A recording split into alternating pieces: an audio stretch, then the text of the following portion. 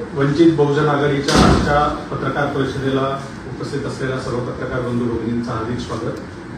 आजच्या या पत्रकार परिषदेला मी सिद्धार्थ मोकळे, मुख्य प्रवक्ता तथा प्रदेश उपाध्यक्ष, मुंबई प्रदेशाध्यक्ष चेतन अहिरे, मुंबई महिला आघाडी प्रदेशाध्यक्ष स्नेहल सोनी आणि मुंबई युवक आघाडी प्रदेशाध्यक्ष सागर गवळी अशा आम्ही चौघजण उपस्थित आहोत।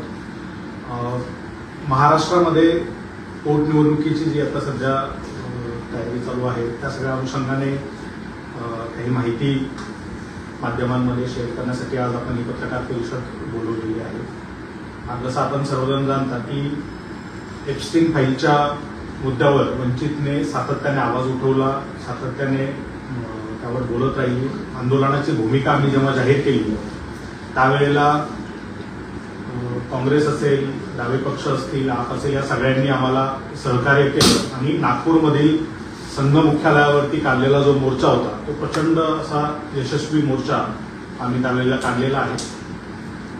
या सगळ्या पार्श्वभूमीवर सातत्याने संवाद समन्वय सुरू आहे। निवडणूक जाहीर झाल्यानंतर काँग्रेसकडनं आम्हाला कळवण्यात आलं की खूप जास्त कालावधी झालेला आहे की काँग्रेस बारामती लढलेली नाही। 35-40 वर्षांचा कालावधी आहे आणि आता काँग्रेसनं ती जागा लढवण्याचा निर्णय घेतलेला आहे।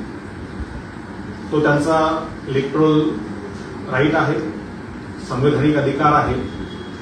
त्यामुळे वंचित बहुजन आघाडीने तिथे काँग्रेसला सहकार्याची भूमिका घेतली आणि आम्ही आमचा कॅन्डिडेट तिथे दिलेला नाहीये। काँग्रेस ती जागा लढतंय ही अतिशय आनंदाची बाब आहे आणि काँग्रेस पूर्ण ताकदीनं ती जागा लढेल अशी सध्याची चर्चा आम्हाला ऐकू येते। काँग्रेसमधीलच काही सोर्सेसकडनं आम्हाला असं कळालं की काँग्रेसचे काही नेते हे राहुल गांधींना तिथे प्रचारासाठी उतरवण्यासाठी तयारी करतायत। त्या पार्श्वभूमीवर वंचित बहुजन आघाडीच्या राज्य कार्यकारिणीच्या बैठकीमध्ये या मुद्द्यावरही चर्चा झाली आणि राज्य कार्यकारिणीने असा निर्णय घेतला की जर काँग्रेस बारामतीच्या निवडणुकीमध्ये राहुल गांधींना बोलवणार असेल तर वंचित बहुजन आघाडीकडनं वंचितचे राष्ट्रीय अध्यक्ष ॲडव्होकेट बाळासाहेब आंबेडकर यांना आम्ही तिथे प्रचारासाठी घेऊन जाऊ असा निर्णय हा राज्य कार्यकारिणीच्या ऑनलाईन बैठकीमध्ये घेण्यात आलेला आहे। ही जागा काँग्रेसनं ताकदीने लढावी आणि ती जिंकावी अशी आमची त्यांना शुभेच्छा आहे।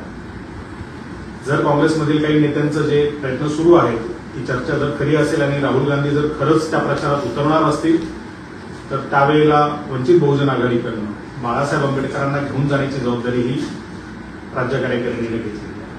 जसं तुम्ही म्हणाल की राहुल गांधीला आणण्याची चर्चा आहे आणि त्यासाठी काही नेते संपर्क करतात, मात्र अशीही चर्चा आहे की काँग्रेसमध्ये या सगळ्या संदर्भात दोन गट पडले, एक निवडणूक लढवण्याच्या पक्षात आहे तर एक निवडणूक न लढवण्या अशा पक्षात आहे। तर या सगळ्या संदर्भात त्या चर्चेच्या मार्फत माहिती पडलेली आहे।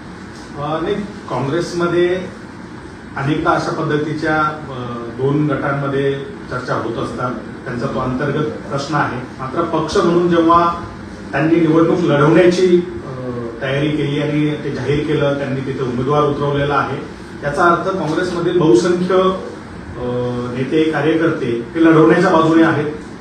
त्यामुळं आम्ही त्यांना शुभेच्छा दिलेल्या आहेत आणि या निवडणुकीसाठी त्यांनी ताकदीने ते लढावं आणि जर ही चर्चा जी आमच्यापर्यंत पोहोचली राहुल गांधींना बोलवण्याची जर ती खरी असेल, तशा पद्धतीने जर राहुल गांधी सुद्धा त्या प्रचारात उतरणार असतील तर आमच्या वतीने आम्ही बाळासाहेबांना त्या प्रचारामध्ये तिथे घेऊन जाऊ, त्या मंचावर घेऊन जाऊ अशी भूमिका आम्ही या ठिकाणी घेतलेली आहे। 9 तारखेला फॉर्म मागे घेण्याची तारीख, शेवटची तारीख आहे। या सगळ्यामध्ये जर चर्चा झाली काँग्रेससोबत आणि काँग्रेसने जर आपला उमेदवार मागे घेतला तर बॅकअप प्लान काहीतरी वंचित बहुजन आघाडीकडे आहे का, ते त्यांच्या उमेदवार यासाठी तयार ठेवलेला आहे? आम्हाला असं वाटतं की काँग्रेस असं काही करेल अशी शक्यता आम्हाला कमी वाटते, कारण गेले 35-40 वर्ष तिथे काँग्रेस लढली नव्हती।